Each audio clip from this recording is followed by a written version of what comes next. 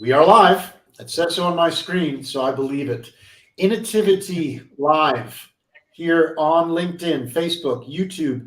It is a really special day tomorrow. It is the launch, or not the launch, it is the beginning of the Public Speakers Association of Southern Africa annual convention. And yours truly has made the finals of the Speaker Factor competition, which is very exciting. And I will be speaking about the topic of this live stream. Speak up. Say what you need to say. That is the actual title of my talk tomorrow.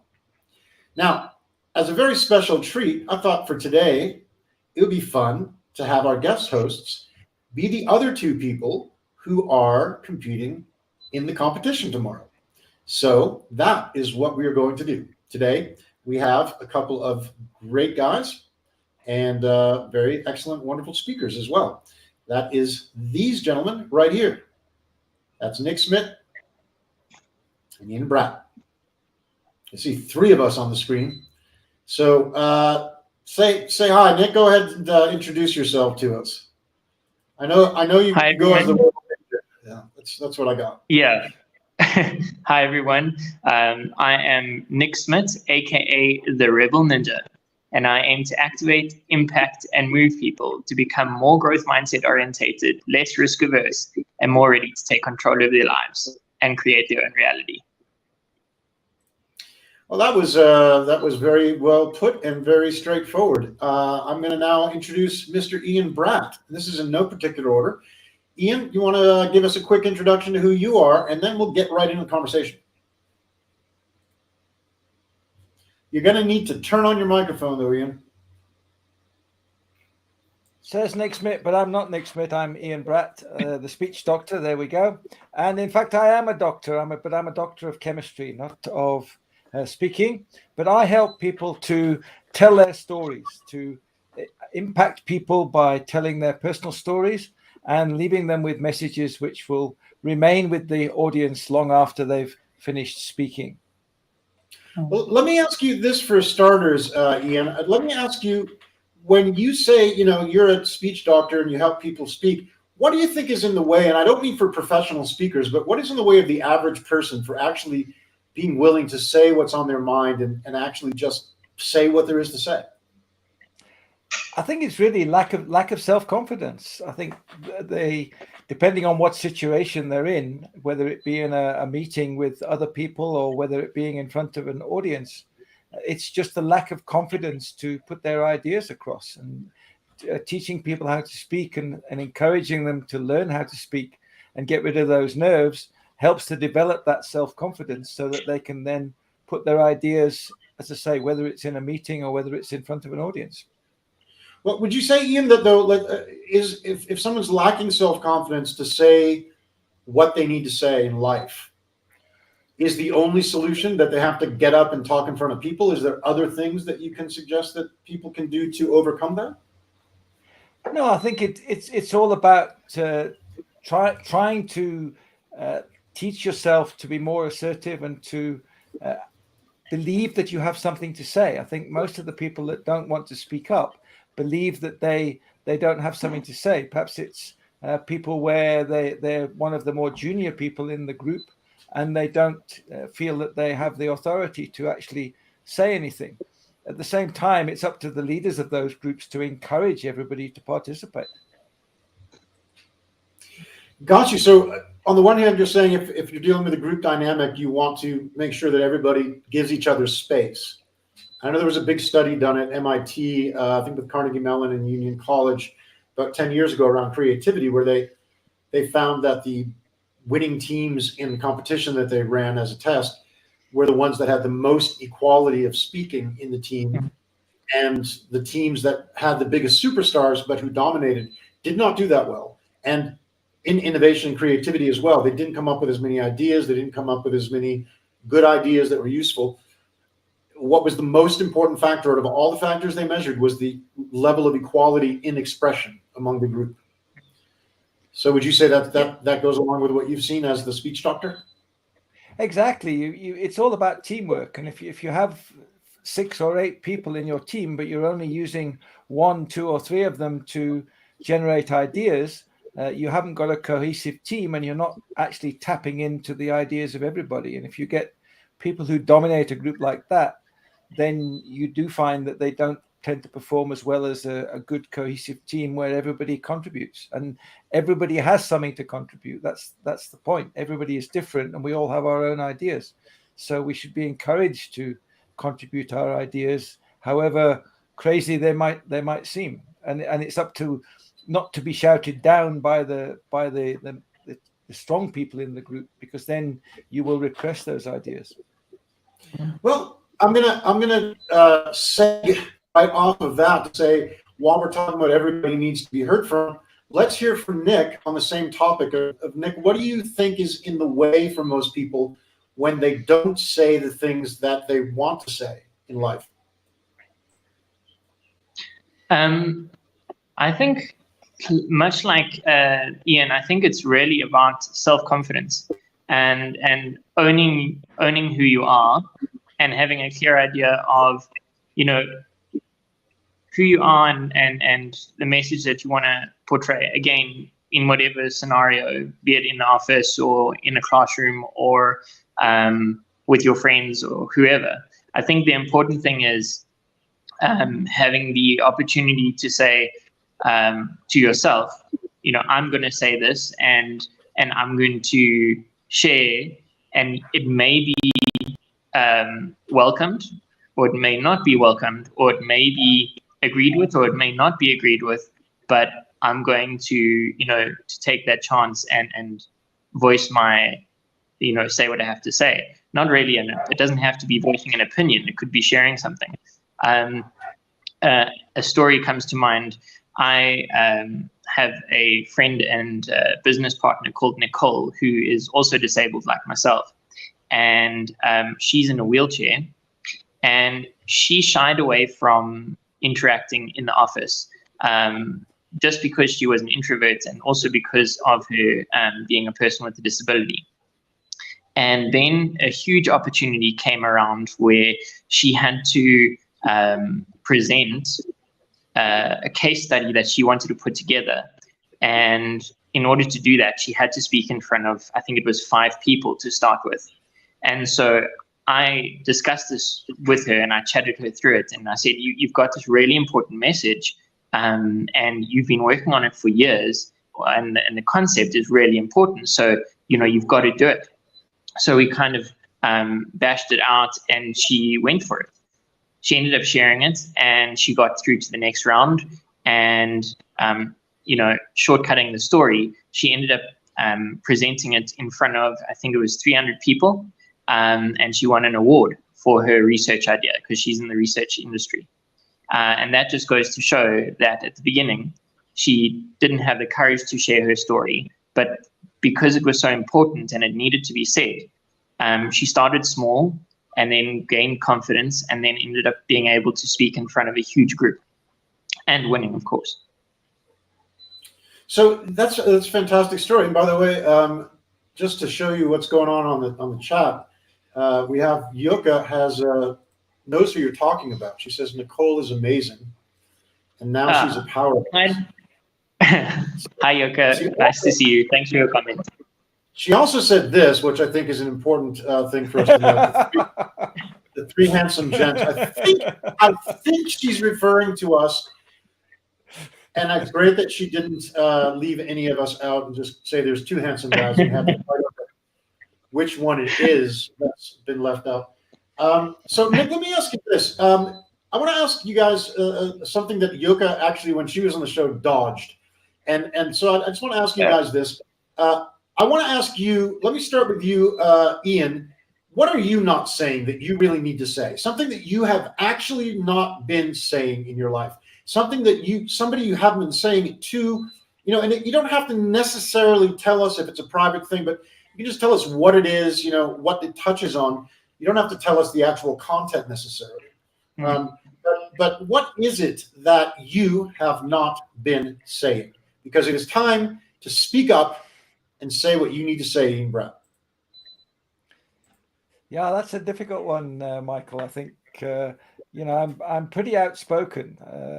I tend to have I have to be very careful when I'm in company of people, because I don't suffer fools gladly. And I think that's one of the things that I've kept control over, but maybe I should be a little bit more vocal that, my pet hate is bad drivers, and they get definitely get tirades of abuse every time I see somebody driving badly. But it applies to all parts of life as well. I think we quite often suffer fools too easily, and I'm not talking about people who don't know any better. I'm talking about people who should really know better. And we need to look after the environment and things like that, and people just don't respect the environment. They don't respect other people's time, people who are late, and those types of things. So I think that would be perhaps where I need to speak up a bit more. Okay, so one of those things, which is the one that really matters, that you're not standing for? I think the environment. Yeah. Okay. I think the environment. I think we all need to really do our bit for the environment, because we only have one planet, and we need to look after it for the sake of our children and our children's children. And you walk around and there's just so much litter and so much pollution around. It's just crazy that we really need to grab hold of that and address it. So here's your chance. You got 30 seconds. What do you want to say about the environment, Ian Bratt? Well, I think that, the first thing is, I go walking every day and running at Boxburg Stadium, and there's so much litter around. And the main thing is that if you bring stuff somewhere, then you take it home with you. You don't just leave it lying around. I think that's a good start. Yes, there are many other aspects of the environment that we need to look at, but that's the first thing, is to just take your rubbish and dispose of it safely. Amen to that, Ian, says Yusuf. So did you hear that, people? Did you hear that, people? Pick up your litter. Pick it up. Just pick up your litter. Don't go around Ian to have to deal with. Don't throw it away in the first place. Don't throw it away in the first place. Recycle. Okay, thank you, Ian. Nick Smit, Rebel Ninja. What do you need to say that you have not been saying, sir? Oh, by the way, before you answer that, Yusuf also said earlier that your story you shared before was powerful. So I just want to let you know that he said that about you. And thank you. Yusuf also said, by the way, Ian Bratt, that this is timely for World Health Day 2022. So well done to be timely. Okay, the stage is yours. What do you need to say, sir? The short and easy answer that I'm going to give is no. Sometimes no. I struggle to say no to people, and I am getting better at it. It's something that I focused on. Actually, I started thinking about it during COVID. It gave me an opportunity to pause and reflect and really decide what I'm going to be focusing on, especially this year. And so when opportunities came, I always used to say yes, and often just push myself too hard. I still push myself too hard, although I am starting to slowly say no. So that would be my answer to you, to your question. Gotcha. Well, thanks for not saying no to being on this broadcast. Otherwise, I'm going to come back to you in a second. I don't know whose phone that is, but whoever it is, please turn it off. I'm going to come back to you in a second. For a moment, I just want to say this. Everybody who's watching now, keep watching. We're halfway through to the end. I just want to say to you that this is Innotivity Live. Speak up, say what you want to say. You can join us in the studio and get some coaching from us live at that address. So please let us know if you want to do that. And more importantly, you can register for reminders. Register for reminders of this show for every Thursday, who's going to be on the show and stuff, just by going to that address, which is bit.ly/Innotivity Live. I will also put that into the comments at the end. You can always go back and copy and paste.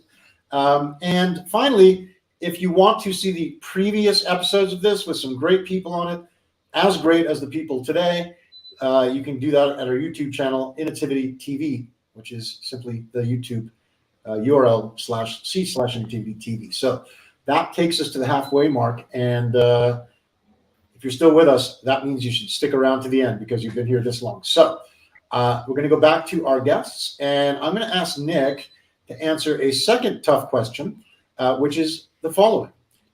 Did you always have the boldness and ability to say the things you need to say in life, Nick, or did you learn it somewhere? That's the question I'm going to be asking you now. And now, I think I've always been an extrovert. I am an extrovert by nature, but I think where it really started for me was when I went from a special needs school into a normal school, or an everyday school. I don't know what's termed right now. Just to quickly explain to those that don't know who I am, I'm Nick Smit, and I have a disability called Cerebral Palsy with Hemiplegia. And simply put, that means that I have brain damage on the right-hand side of my brain, which has affected the left-hand side of my body. So I walk with a gangster limp, and because I'm cool like that. And then I have a rogue arm that doesn't work properly. And because of this, I have been at, well, when I started schooling, I had to start at a special needs or people with disability school. And then I was mainstreamed in Standard 1. And my Standard 1 teacher was a remedial teacher. And I struggled a little bit at the beginning because I was the first person with a disability that the school had ever had. So it was new for everybody, students, teachers, everybody. And she said to me, the only way that you're going to get people to understand you and accept you is if you tell them your story. And so from, I think, the age of about 9, she said to me, I want you to stand up in front of your class, and I want you to tell them about your accident. And I did. And then she said, okay, well done. Can you tell the other class? Because there were 2 classes at that time. So I did. And every year since then, up to the age, or up to Standard 5, grade 7, for those of you who are new age. So up to grade 7 at that school, she made me come back every year and talk to each grade 3 class and explain my story. And I think that's where my speaking career kind of started, as well as my willingness to stand up and be heard. Wow, that's a very inspiring story, Nick. Thank you. Yeah, and I mean, I guess in your case, it's interesting. Your disability gave you the superpower of being confident about talking in front of people. Yeah, I say that my disability is both my greatest weakness, but also my greatest strength. And it's great when your greatest weakness is your greatest strength, whatever it is, because that works really well, actually. So, Ian, Thank you. let's same question for you, Ian. Same question Thanks. for you. Did you learn to speak up and say the things? Because you said you're very much an outspoken person. Is that something you learned in your life, or is it just the way you always been? No, I actually class myself as an introvert, and it really wasn't until fairly late in life when I actually came to South Africa, where I think that I learned possibly to speak up a little bit more because of 2 particular reasons. The one is when I started working over here, I had some great mentors, and I think they encouraged me and they believed in my abilities. I'm a chemist by profession, and they believed in my abilities, and they recognized the work that I was doing, and I think that gave me a lot more confidence to perhaps speak out, particularly in a work situation. But the other big thing that happened in my life when I came to South Africa was I joined an organization called Toastmasters. Now, Toastmasters is a worldwide organization that teaches or helps its members to develop their communication and leadership skills. And I joined shortly after I arrived in South Africa 40 years ago. And I'm still a member of that wonderful organization. And I've seen so many people learn to go from being shy, introverted people to people who are able to speak out and to give their message across to people, whether it be in a formal situation or an informal situation. And I believe it's a wonderful organization that helps people to develop that self-confidence and the ability to speak out. Thanks, Ian. We got a question from Yusuf again. And this is the question from Yusuf. It's a good one.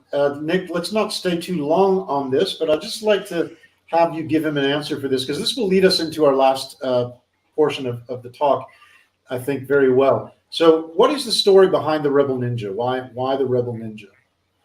Okay, very quickly. I am a rebel because, people often say that I can't or won't be able to do something, and then I go out and do it anyway. So that's why I'm a rebel. And then the ninja, because ninjas tend to be very calm, self-disciplined, and they also are stealthy. One moment they're not there, and the next moment they are. And again, that's me, doing my thing. And, that's why I'm the Rebel Ninja. Got it. So this leads us perfectly into our next segment, which is the WWF Throwdown. Want to find out basically this. The three of us will be competing tomorrow against one another, and while we all wish each other well, we all want to win, right? I believe. We all want to win. Yeah. Anybody here not want to win? Anybody? No? So this is it, guys. We have the three of us here on the screen, all three of us here. You guys, first of all, you guys have cool nicknames, the Rebel Ninja and the Speech Doctor. I don't have a cool nickname. I think this is a disadvantage for me tomorrow, because I don't have a cool nickname, and I don't think that's fair. So I would like to know from both of you, what cool nickname should I start using? Do you have any ideas? Anybody in the audience as well? If you have a cool nickname for me, I tried like the Innotivity Instigator. That was stupid. I tried a few things. They were just dumb. They didn't work. I need a cool nickname. I mean, there's a lot of people that don't have cool nicknames. Will Smith doesn't have a cool nickname. Trevor Noah doesn't have a cool nickname. Yeah. But I can't compete tomorrow against guys with cool nicknames, and I don't have one. So I think it's fair of you to come up with one for me. Well, you're the ideas man, and you're the Innotivity guy, so you should be coming up with a name for yourself. I mean, if the Innotivity guy can't come up with a name for himself, it never works that way. Yeah, Mike, what about the light?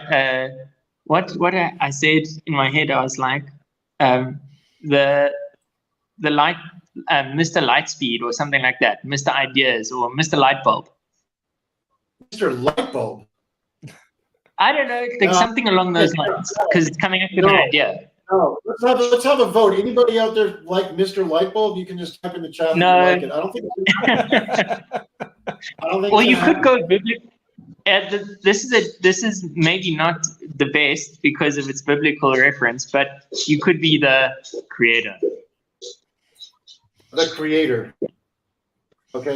I used to go by this, which I liked, but I don't think it went very well either, which is the bull monkey. Because I'm a Taurus and a monkey in Chinese signs, so I was the bull monkey. But that doesn't. I don't know if that really gets the message across in the same way as the speech doctor. I'm a Taurus as well, by the way. That's fantastic. So we're going to just butt heads tomorrow. That's great. So, Ian, what star sign are you? I'm a Pisces. Oh, okay. I drink like a fish. You're wishy-washy. Okay, so here's a question for you, Nick. If you didn't win tomorrow, which one of me and Ian's going to win? At this time, I cannot confirm or deny the fact that one or either of you may or may not win. Okay, I'm going to ask Ian the same question. He's going to give me the same answer, isn't it? So I'm not going to even bother asking that. Exactly. I've done so many speech contests in the past, and it's all up to the judges, and it just depends on the. Do you see what he's doing to us? Do you see what he's doing? I've been in so many speech contests in the past. Yeah. Well, he did just win something, I think. I saw it in a different group. Hey, no, Ian? that was a Toastmasters contest. The next round of which is actually this evening. So I'm competing this evening as well, just as a warm up for tomorrow. So. Oh wow! You're gonna be all tired tomorrow after tonight, so you're out. Forget it. But tomorrow's totally different, guys. It's actually in person. That makes quite a big difference. It's a whole different ball game than competing online. I think speaking it online. Really is. It really is. I was saying I've never done it, so it's new for me, Ian. I guess that's just my disadvantage here is that it's in person. So Mike, you can have a disability tomorrow, and that's going to be my greatest strength. Yeah, there we go. Yeah. So I was saying to a friend of mine today that I haven't spoken in front of a live audience in I think 2.5 years because of COVID. So it's gonna be an interesting one for us all. It is, and I wish you both very well. And I'm sure all of us are going to really provide value to everybody there. So that's what really matters. But before we go, I just want to bring on a person who might be able to give us a little bit of advice. It's Alison Vea, who is the reigning speaker factor. And one thing I know for a fact is that as of tomorrow, Alison, you will no longer be the speaker factor champion. Yes. So you got like, well, I guess technically until Saturday, because they don't give you awards till Saturday. So you got like 48 hours to bask in the excitement of what you've achieved, and then it's over. It's over. You're washed up. It's done. How do you feel about that? On the contrary, the journey is just beginning. On the contrary, because this competition is the most incredible portal of learning. And no matter where you come or don't come in the competition, it is an immersion of growth and exponential soul journey that is just really changed my life.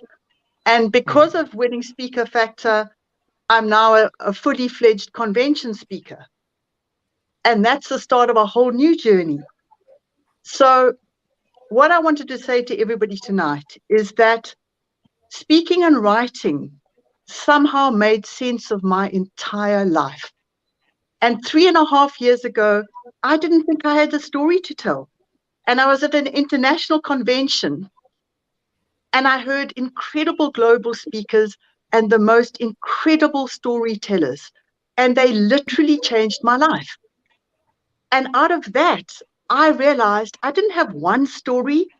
I had so many stories.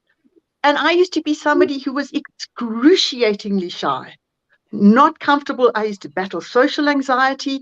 I battled so much with so many things. And now it's such an honor and such a privilege to speak on stage.